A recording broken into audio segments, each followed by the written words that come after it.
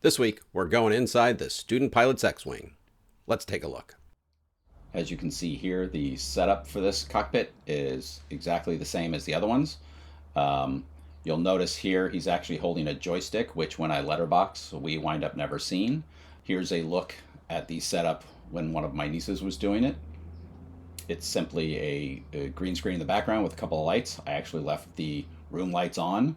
The two side lights are giving me highlights on each side here, and those two lights in the back are simply lighting up the green screen. They're sitting on a stool and holding on to this little video game player that I ordered online from eBay or something for like 20 bucks.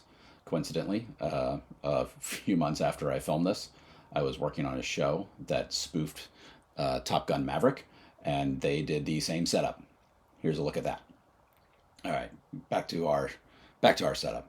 So again, I did the exact same thing, isolating each shot here, starting with the stars. Same thing, same movie file. I use the same movie file every single time in this, just flipping it, rotating it, and moving it around. Back here, this X-Wing. Now, this is actually a movie file. I did the same Blender setup, but I changed a lot of the light colors, and they blink though. So I just made a looping file in Blender that would turn everything on and off, and I will show you that momentarily, where he's just dropped out of Lightspeed and wearing a half-assed outfit, which, if you watch the short, will annoy my nieces, which is lots of fun.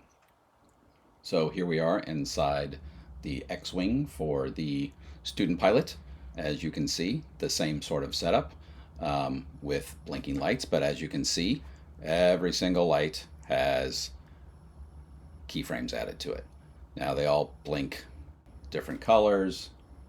I believe I probably replicated some of the blinking patterns to make my life easier, and I made sure that at the beginning of each of the lights, you can see the lights over here changing colors and wattage as I click on them, and then down here we will check and see if the keyframes change. There we go. Whatever I did, I made sure that the setting of keyframe 1 and the last keyframe, 48, was the same, so that it was a seamless loop when I exported the movie file.